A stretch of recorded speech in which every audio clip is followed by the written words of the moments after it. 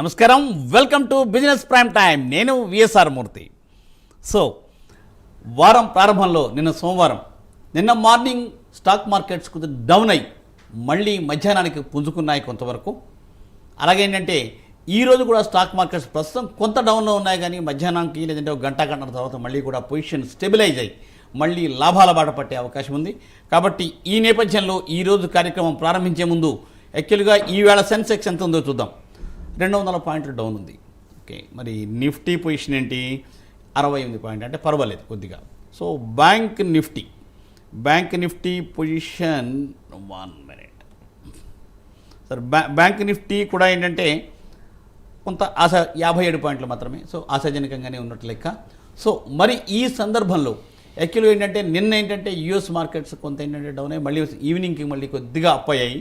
So ఈ పొజిషన్లో అసలు ఏం జరగబోతోంది, ఈరోజు స్టాక్ మార్కెట్ ఎలా ఉండబోతోంది, అలాగే ఈ వారంలో కూడా ఎలా ఉండబోతోంది, అలాగే ఏంటంటే ఇజ్రాయెల్ యుద్ధం నేపథ్యంలో అది కూడా దాని ప్రభావం ఎంతవరకు ఉంటుందని కనుక్కుందాం. సో ఈరోజు ఈ కార్యక్రమంలో మనతో జాయిన్ అవ్వబోతున్నారు special guest Prabhu Malempati garu. Good morning sir. Good morning అండి. Good morning sir, welcome to prime 9. Thank you sir. So sir, ఏంటి మరి పరిస్థితి? నిన్న ఏంటంటే ఇలాగా ఫ్లాట్ ముందర డౌన్ నష్టాలు, మళ్ళీ ఏంటంటే లాభాలు ఏంటి మరి ఏంటంటే యూఎస్ మార్కెట్స్ రాత్రి కొద్దిగా డౌన్లో ఉండండి, మళ్ళీ మార్నింగ్కి అప్ అయినాయి. మనం అనుకున్నట్టుగానే సాటర్డే మనం అనుకున్నట్టుగానే అది డిస్కౌంట్ అవ్వబోద్ది, అది లోకలే, వాళ్ళకే ఇది టీ కప్ తుఫానే అనుకున్నాం, అట్లానే అయింది. So Monday morning gap up down అయింది, కానీ డౌన్ అయ్యి మళ్ళీ అక్కడి నుంచి పుంజుకుంది. క్లోజింగ్ సాటర్డే మనం ఇచ్చిన వీకెండ్ బిజినెస్ అప్డేట్ లో మనం ఏంటంటే టీ కప్ లో తుఫాన్ అని చెప్పాం. అవును, అది ఇష్యూ డిస్కౌంట్ అయిపోయినట్టు ఉంటారు. అది వార్ ఇష్యూ డిస్కౌంట్ అయిపోయింది. సో ఎందుకంటే రీజనల్ వార్ అవ్వకూడదు, ఆ చుట్టుపక్కల యాడ్ అవ్వకూడదు. యాడ్ అయితే ప్రాబ్లం అనుకున్నాం. సో యాడ్ అయ్యేది లేదు. ట్రంపే పుతిన్ ని బతిలాడుతున్నాడు వాళ్ళిద్దరిని ఆపండి అని. సో ఎవరైతే యుద్ధం చేస్తున్నారో వాళ్ళే మళ్ళీ పంపించి ఆపమంటున్నాడు, యుక్రెయిన్ తో యుద్ధం చేసే వాళ్ళని. అదే కరెక్ట్ ఏంటంటే మన ప్రైమ్ మినిస్టరే కరెక్ట్. మన యుద్ధాలు వద్దన్నాడు ఆయన. ఇలాంటి వాళ్ళు పంపించాలి, ఎందుకంటే ఏషియన్ ఒప్పుకోరు, ఏషియన్ కంట్రీస్ ఒప్పుకోరు, వెస్టర్న్ కంట్రీస్. అందుకనే వాళ్ళని ఆయన చూసుకున్నారు. సో ఏదేమైనా యుఎస్ మార్కెట్స్ నిన్న క్లోజింగ్ మటుకు బాగానే ప్లస్ లో క్లోజ్ అయినాయి, కానీ ఇవాళ యుఎస్ ఫ్యూచర్స్ మార్నింగ్ ఓపెన్ అయ్యేదానికి మైనస్ క్లోజ్ అయినాయి, మైనస్ అయినాయి.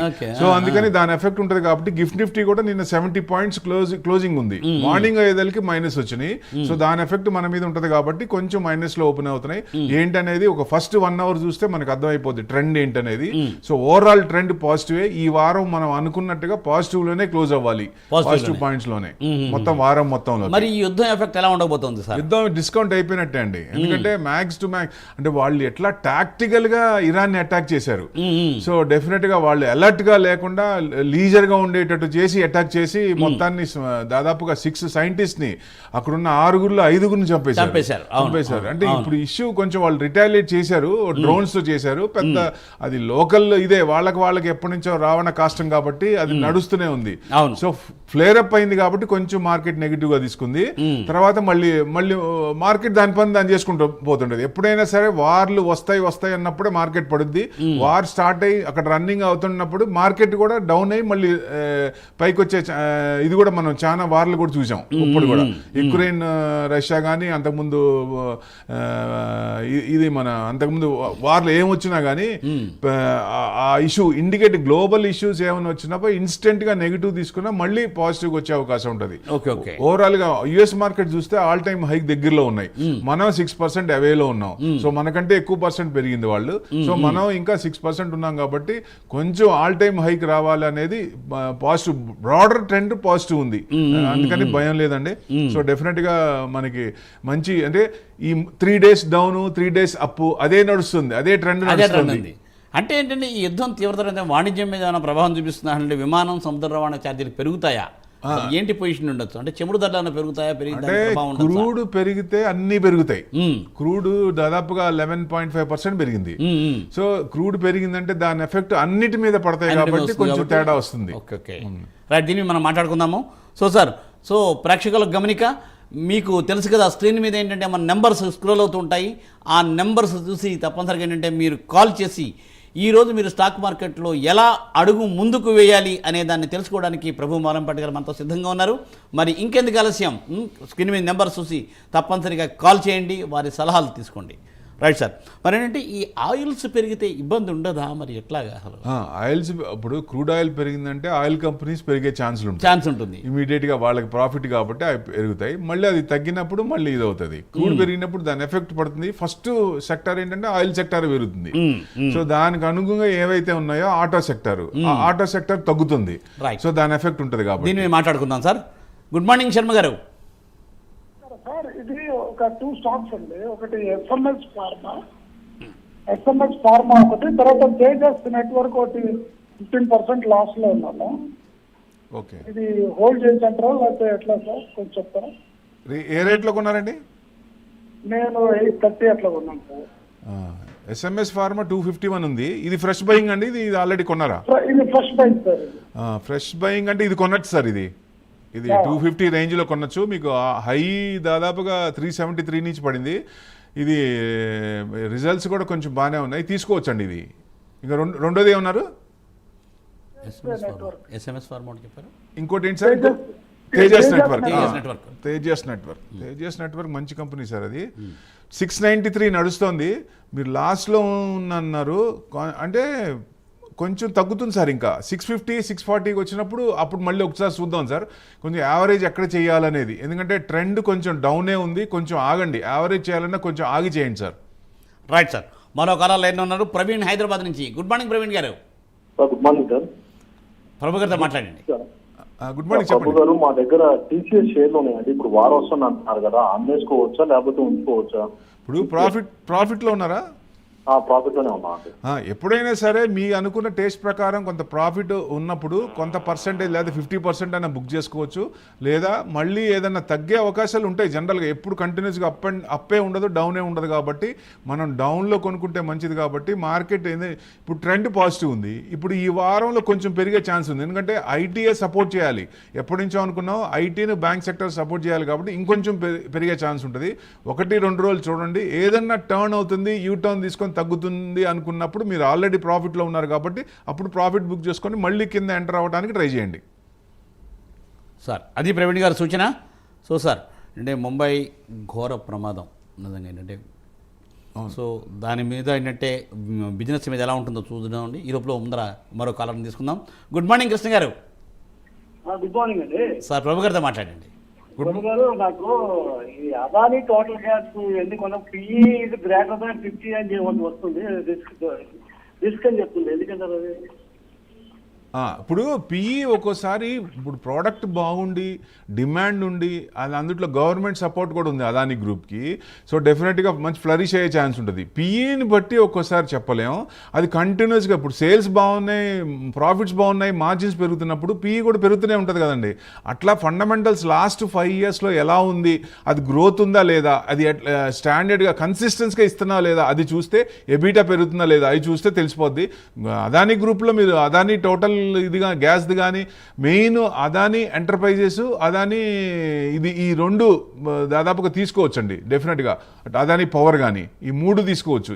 ఈ మూడిట్లో సో డెఫినెట్గా హోల్డ్ చేసుకోవచ్చు. మీరు ఫ్రెష్ బయింగ్ అన్నా కొనుక్కోవచ్చు.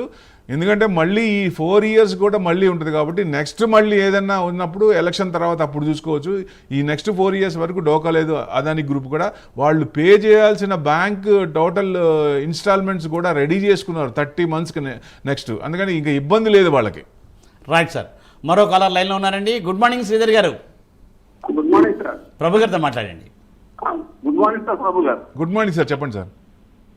నేను చూస్తున్నాను పిహెచ్యు బ్యాంక్ లో వాటాలు అమ్మకం ఉన్నారు, ఐఓబి సెంట్రల్ బ్యాంక్.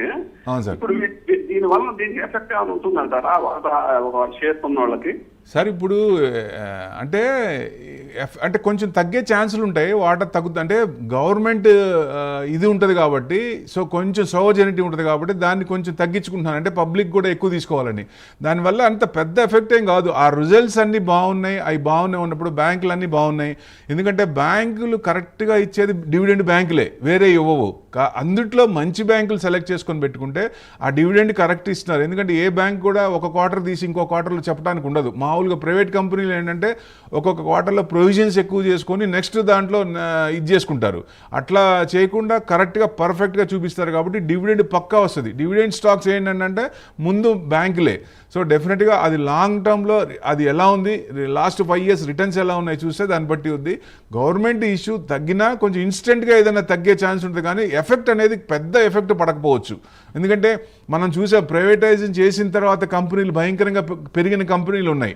సో ఆ ప్రోడక్ట్ డిమాండ్ మార్కెట్ ఉందా లేదా అనేది మనం చూడాలి. ఆ బ్యాంక్ రిజల్ట్స్ బాగున్నాయా లేవా, కరెక్ట్గా అంటే కాసా అకౌంట్స్ ఉన్నాయా, ప్రాఫిట్స్ వస్తున్నాయా లేదా చూస్తే సరిపోద్దండి. రైట్. మరో కలర్ లైన్లో ఉన్నారండి, హైదరాబాద్ నుంచి నిహారిక గారు. నమస్తే మేడం. నమస్తే అండి మేడం, ప్రభు గారితో మాట్లాడండి. సార్ నా దగ్గర ఎన్సీసీ ఉన్నాయండి, పాతవి ఎప్పుడో ఉన్నాయి. ఇప్పుడు ఏదండి? NCC Nagarjuna constructions. ఓకే, అవును. నాగార్జున కన్స్ట్రక్షన్స్ ఏ రేట్లో ఉన్నాయండి? ఏ రేట్లో కొన్నారు? అంటే పాతది సార్, ఎప్పుడో 180 ఆ రేంజ్ లో కొన్నాను సార్.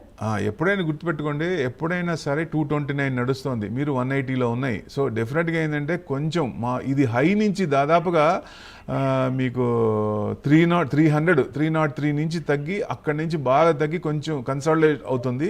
ఇంకా కొంచెం తగ్గే ఛాన్స్ ఉంటుంది. ఏదన్నా మీరు ప్రాఫిట్ బుక్ చేసుకొని మళ్ళీ కిందకు వచ్చినప్పుడు ఎక్కడ 200, 210 మళ్ళీ ఆ రేంజ్లో వచ్చినప్పుడు మళ్ళీ కొనుక్కోవచ్చు. ఎందుకంటే కంటిన్యూస్గా ఉండదు కాబట్టి ప్రాఫిట్ బుక్ చేసుకోవటం ఉత్తమం. లేదా 50% తీసుకొని 50% హోల్డ్ చేసి మళ్ళీ ఇంకో దాంట్లో పెట్టుకున్నప్పుడు పెరిగే కంపెనీలు ఏదో ఉంటాయో బ్రేక్అవుట్ స్టాక్స్ ఉంటాయి కొన్ని, అలాంటివి పడి లేసే స్టాక్స్, అట్లాంటివి పెట్టుకుంటే బెస్ట్.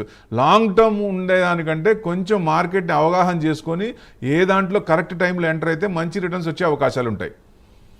Right sir. సార్ మరి ఇప్పుడు ఏంటంటే యాక్చువల్గా G7 దేశాల కోసం మోదీ వెళ్ళారు.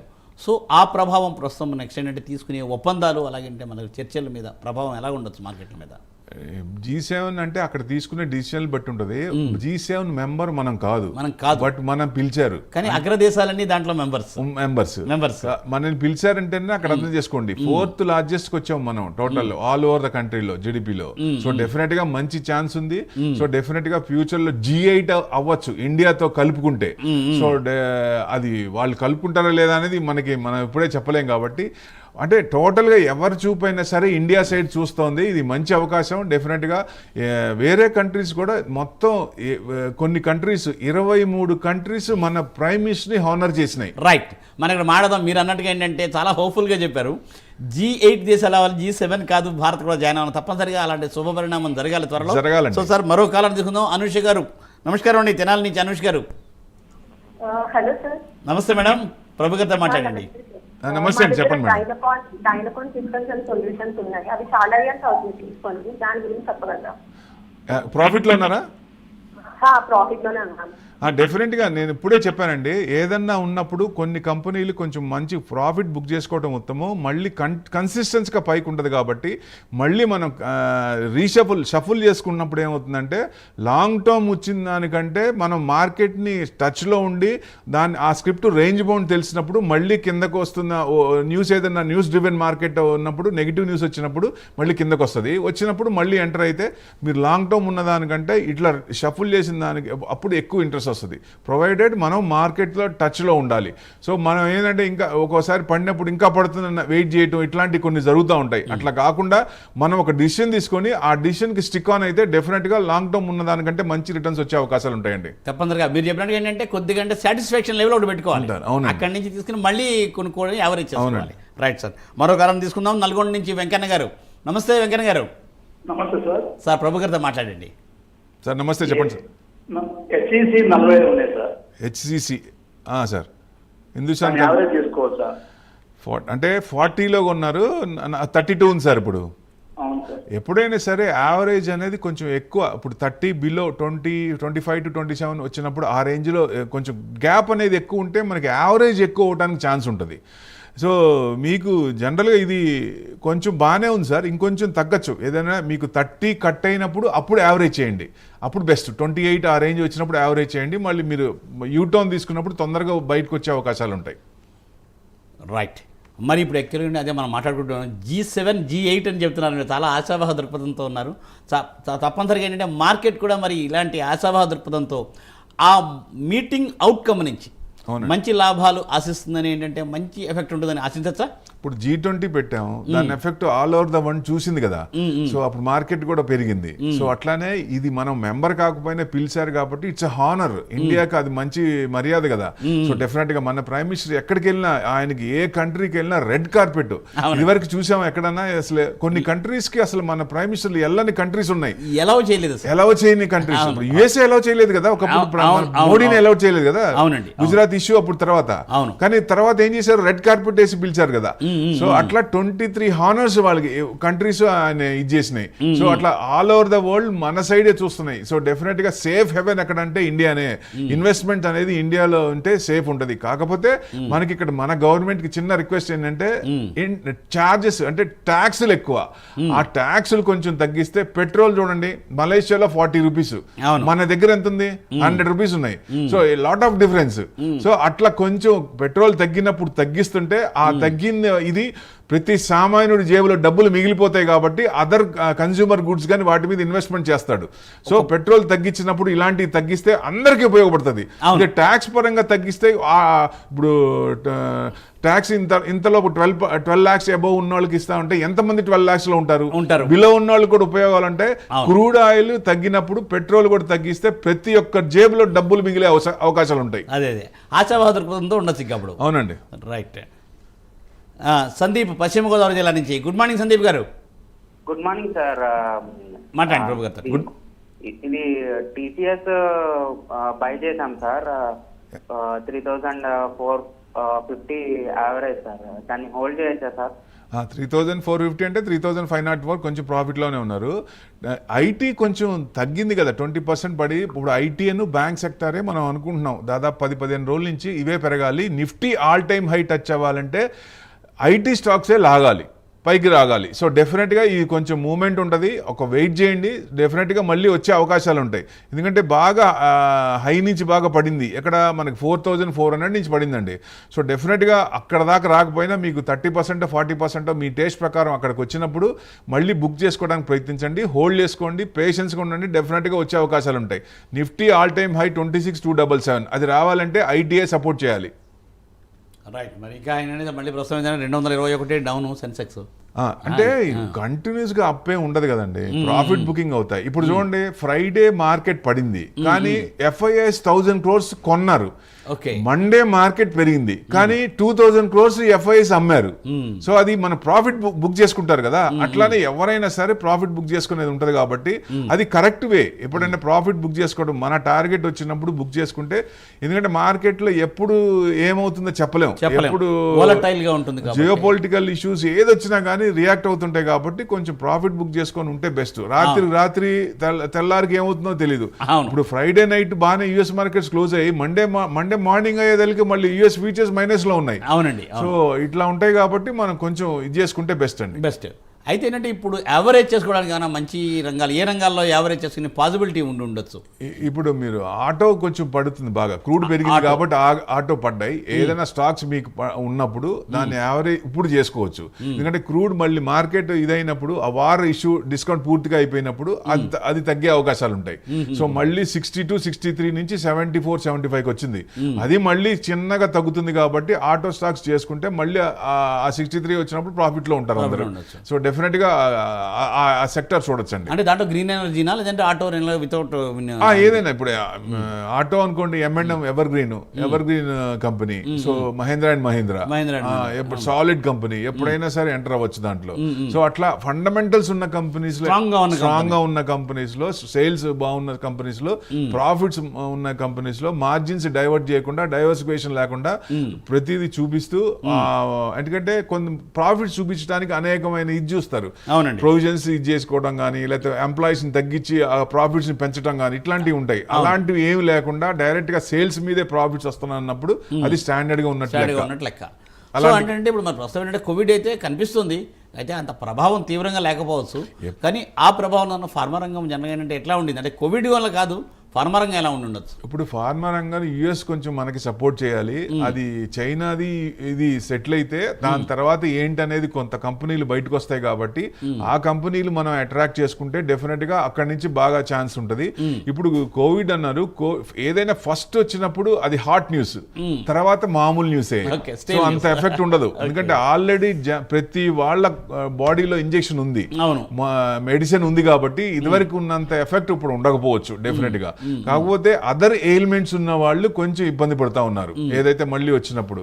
సో అది మనం కొంచెం జాగ్రత్తలు తీసుకుంటే సరిపోతుంది. ఏజ్ వేజ్ కూడా ఉన్న జాగ్రత్తగా ఉంటే సరిపోతుంది, ప్రికాషన్స్ పాటిస్తాం. అవునండి sir. What about IT?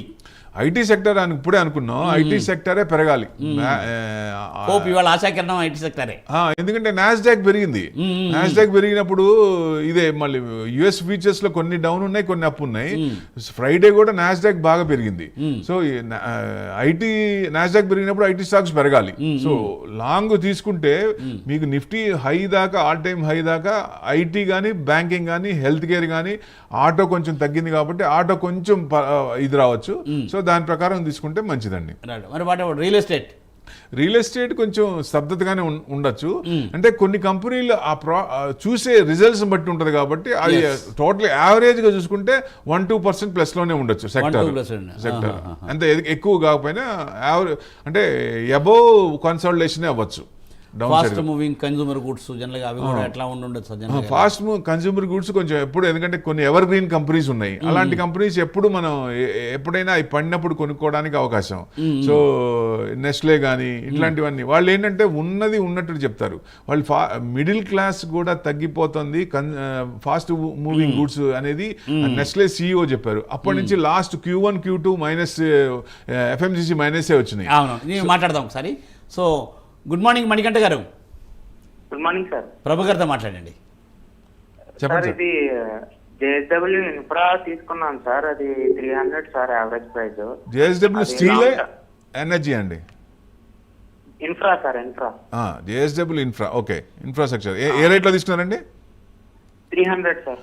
306 slight positive ఉంచుకోండి సార్, మీకు ఉంచుకోండి. మీకు 322 అంటే బాగా కొంచెం పెరిగినా కొన్నట్టున్నారు, ఎందుకంటే డౌన్ నుంచి కొంచెం పెరిగింది 290 నుంచి రీసెంట్గా. అంతకుముందు డౌన్ అంటే మీకు దాదాపు 225 వెళ్ళింది. సో 225 నుంచి దాదాపు 322 వచ్చి అక్కడి నుంచి కొంచెం ప్రాఫిట్ బుకింగ్ వచ్చింది. కానీ టెక్నికల్గా కొంచెం స్ట్రాంగే ఉంది, అబోవ్ యావరేజే ఉంది కాబట్టి సో డెఫినెట్గా ఇప్పుడు ఉంచుకోండి. 320, 325 వచ్చినప్పుడు కొంచెం ప్రాఫిట్ బుక్ చేసుకోండి. మళ్ళీ రీట్రేస్మెంట్ వచ్చినప్పుడు మళ్ళీ ఎంటర్ అవ్వండి. అప్పుడు ఏదైనా స్క్రిప్ట్ బాగా రేంజ్ బౌండ్స్ చూడండి సార్. ఒక స్క్రిప్ట్ రేంజ్ బౌండ్స్ ఎక్కడి నుంచి ఎక్కడ వస్తుంది, ఎందుకంటే పాస్ట్ రికార్డ్ చూడండి, ఎక్కడి నుంచి ఎక్కడికి వస్తుంది, ఎక్కడికి వచ్చినప్పుడు యూటర్న్ తీసుకుంటుంది. FIIs ఆర్డర్స్ ఎక్కడ ఉండొచ్చు, FIIs పెట్టిన ఆర్డర్స్ మళ్ళీ క్యాన్సిల్ చేయరు, అది కంటిన్యూస్గా అక్కడే ఉంటాయి. సో మళ్ళీ ఆ రేంజ్కి వచ్చినప్పుడు మళ్ళీ అది యూటర్న్ తీసుకునే అవకాశాలు ఉంటాయి. అట్లా కొంచెం కన్సిస్టెన్స్గా ఆ స్క్రిప్ట్ మనం అబ్జర్వ్ చేస్తే డెఫినెట్గా తెలిసిపోతుంది. మీరే ఫ్యూచర్లో ఇంకొకరికి చెప్పగలరు ఈ రేంజ్ వచ్చినప్పుడు కొనుక్కోవచ్చు అనేది. అది స్టడీ చేయండి దయచేసి. రైట్. సో సార్, ఇప్పుడు ఏంటంటే పబ్లిక్ సెక్టర్ బ్యాంక్స్ కూడా అలాగంటే మనము ఫాస్ట్ మూవింగ్ చూసాం కదా ఇప్పుడు. సో PSB బ్యాంక్స్ కూడా SBI ఏంటంటే వడ్డీ రేట్లు తగ్గించింది. సో రేట్లు తగ్గించిందంటే నార్మల్గా ఏంటంటే వాళ్ళు అంటే అలాగే అన్ని బ్యాంకులు తగ్గించాయి కదా, లోన్స్కి డిపాజిట్స్కి కూడా ట్రాన్స్ఫర్ అవుతాయి, డిపాజిట్స్లో తగ్గుతుంది తప్పనిసరిగా.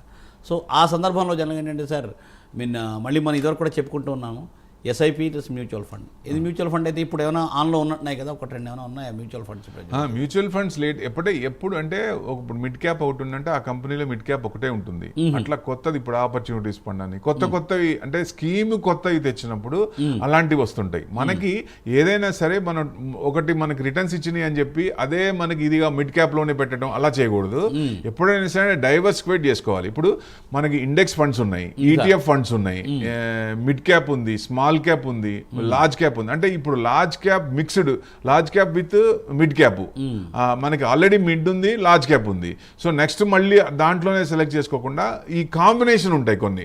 ఆ కాంబినేషన్ చూసుకున్నప్పుడు నిఫ్టీ ఆల్ టైమ్ హై వచ్చిందంటే లార్జ్ క్యాప్స్ పెరిగినట్టే కదా, అప్పుడు కొంత పర్సెంటేజ్ ఇది అవుతుంది. సో మార్కెట్ ట్రెండ్ బట్టి కొంచెం మిక్స్డ్ అవి కూడా తీసుకుంటే బాగుంటుంది. ప్లస్ ఇంటర్నేషనల్ ఫండ్స్ ఉన్నాయి, నాస్డాక్ కానీ S&P 500 కానీ, ఇవి కూడా ఆల్ టైమ్ హైలో ఉన్నాయి అవన్నీ US మార్కెట్స్. సో బాగా S&P 500 కూడా 20 అంటే 10 రూపీస్కి వచ్చింది, 20 రూపీస్ అబోవ్ ఉంది. రైట్, దీన్ని మాట్లాడదాం మళ్ళీ. సార్ నసరావుపేట నుంచి శ్యామ్ గారు, గుడ్ మార్నింగ్ అండి. Good morning sir, Prabhu garu good morning sir. Sir good morning sir, చెప్పండి sir. Sir ASK automotive sir. AFK. అవును sir. KSK sir. ASK automotive sir, నాకు పొజిషన్స్ ఉంటాయి. కేఎస్కే ఎనర్జీ కరెక్ట్ చెప్పండి సార్. స్క్రిప్ట్ స్పెల్ చేయండి sir. Sir ASK automotive sir. ASK automotive. Okay, ask automotive sir. ఇప్పుడు fresh ఎంటరా లేకపోతే కొనాలా మీరు? లేదు సార్, పొజిషన్ సార్ 474 దగ్గర పొజిషన్ ఉంది. పొజిషన్ ఉంది. ఇప్పుడు 450 ఉంది సార్ ఇది. మీరు 450 అంటే కొంచెం బాగా కింద నుంచి బాగా పెరిగింది సార్. ఇది హోల్డ్ చేయండి సార్. మీకు 340 నుంచి పెరిగింది, 450 దాకా వచ్చింది. సో డెఫినెట్గా అంటే కొంచెం హైలోనే కొన్నారు మీరు. ఏదైనా కొంచెం 500 నుంచి పడింది అది. సో ఏదైనా ఇక్కడ నుంచి మీకు 460, 470 వచ్చినప్పుడు ప్రాఫిట్ బుక్ చేసుకోండి. ఎందుకంటే ఏదైనా రేంజ్ బౌండ్ ఇప్పుడే అనుకుంటున్నాం, రేంజ్ బౌండ్ ఉన్నప్పుడు బాగా కొంచెం తగ్గినప్పుడు ఆ స్క్రిప్ట్ ఎప్పుడు ఏంటంటే ఒక సెక్టార్ సిక్లికల్స్, ఒక సెక్టార్ పెరిగినప్పుడు ఒక సెక్టార్ తగ్గుతుంది. ఆ సెక్టార్లో మనకి నచ్చినవి, మనకి తెలుగు ప్రకారం నవరత్నాలు అంటాం కదా, అట్లానే 9 సెక్టార్లో 9 కంపెనీలు సెలెక్ట్ చేసుకోండి, మంచి కంపెనీలు. ఒక్కొక్క దాంట్లో 2 అయినా 1 అయినా ఆ కంపెనీస్ కిందకు వచ్చినప్పుడు, రేంజ్ బౌండ్ బాగా కిందకు వచ్చినప్పుడు అక్కడ ఎంటర్ అయితే మనకి ఎక్కువ ప్రాఫిట్స్ వచ్చే అవకాశం ఉంటాయి. మనం టెక్నికల్గా చూసుకొని ఫండమెంటల్గా స్ట్రాంగ్ ఉన్నప్పుడు, టెక్నికల్గా కొంచెం ఏదైనా న్యూస్ ఉన్నప్పుడు పడతాయి. కాబట్టి పడినప్పుడు కింద కొంటే మంచిదని ఉద్దేశం అండి. Right, correct sir. మరో కాలర్ వెళ్ళినండి. వెంకటేశ్వరరావు గారు గుడ్ మార్నింగ్ అండి, హైదరాబాద్ నుంచి. కోటేశ్వరరావు గారు గుడ్ మార్నింగ్. కోటేశ్వర గారు మాట్లాడండి. Good morning sir. NB trade and finance అని చెప్పేసి ఒక ప్రెగ్నెంట్ ఓపెన్ చేస్తారు. అది అప్పర్ సర్క్యూట్ లో అవుతుంది సార్. అది నేను 67 పైసలు ఉన్నప్పుడు తీసుకున్నాను. ఇప్పుడు 90 పైసలు ఉంది. సేల్ చేసామంటారా లేకపోతే ఉంచుకోమంటారా? అంటే ఎంతలో కొన్నారు మీరు? 67 పైసల్లో కొన్నాను సార్. అది 90 పైసల్లో ఉంది. ఇప్పుడు జనరల్గా ప్రాఫిట్ బుక్ చేసుకోండి. ఎందుకంటే కొన్ని చిన్న చిన్న స్క్రిప్ట్స్ ఇంకా మీరు అదృష్టం ప్రాఫిట్లో ఉన్నారు, ఒక్కోసారి డీలిస్ట్ అవుతాయి. ఇట్లాంటివి ఇప్పుడు తక్కువ ఉన్నాయని చెప్పి ఇట్లాంటివి కొనద్దు. ఇది humble request. Me hard and money మంచి కంపెనీలు, ఫండమెంటల్స్ ఉన్న కంపెనీలో కొనుక్కుంటేనే ఉత్తమం. ఎప్పటికైనా అది పడినా మళ్ళీ వస్తుంది. మన మనోధైర్యం, ఆ కాన్ఫిడెన్స్ మనకు రావాలి అంతే. ఇప్పుడు ఈ చిన్న స్క్రిప్ట్స్ మనకి భయం వస్తుందా లేదా, వస్తే ఓకే, రాకపోతే పరిస్థితి ఏంటి? 100 కంపెనీస్లో ఒక 5-6 కంపెనీలు వస్తాయి, మిగతాయి అన్నీ రావు, డీలిస్ట్ అయిపోతాయి. సో అట్లాంటివి మనకి రాకుండా అది అసలు ఆ కంపెనీ ట్రాక్ రికార్డ్ చూడండి, బాగుందా, కన్సిస్టెన్స్గా డివిడెండ్ ఇస్తుందా లేదా, లేకపోతే ప్రాఫిట్స్ పెరుగుతున్నా లేదా, మార్జిన్స్ పెరుగుతున్నాయి లేవా, ఇవి చూడండి. అట్లాంటి కంపెనీలు కొనండి దయచేసి. ఇట్లాంటివి కొనద్దు. మీరు ప్రాఫిట్లో ఉన్నారు, దయచేసి బుక్ చేసుకోండి. మంచి ఫండమెంటల్ కంపెనీకి రండి. రైట్ కోటేశ్వర గారు, అది సూచన. మరి అలాగే ఏంటంటే జనరల్గా ప్రభు గారి నెంబర్ కూడా ఏంటంటే స్క్రీన్ మీద ఉంటుంది, కంటే స్క్రోల్ అవుతూ ఉంటుంది. కాబట్టి అంటే మీకు అనుకుంటే కుదిరితే, మీకు ఏం లేదంటే మీ దగ్గర ఎవరైనా సరే నిపుణుల సలహాలు తీసుకుని ఉంటే తప్పనిసరిగా అంటే వాళ్ళ దగ్గర తీసుకోవడం వల్ల మరింత మీరు లాభదాయకంగా ఉండొచ్చు. సో సార్ ప్రభు గారు, thank you sir. Thanks for joining for today's live programme. So ఇది ఇవాళ బిజినెస్ ప్రైమ్ టైం. మళ్ళీ తిరిగి రేపు ఉదయం 9:30 ప్రసారం అయ్యే బిజినెస్ ప్రైమ్ టైం ప్రోగ్రాంలో కలుసుకుందాం. చూస్తూనే ఉండండి ప్రైమ్ 9, నిజం ఇదే మా ఇజం.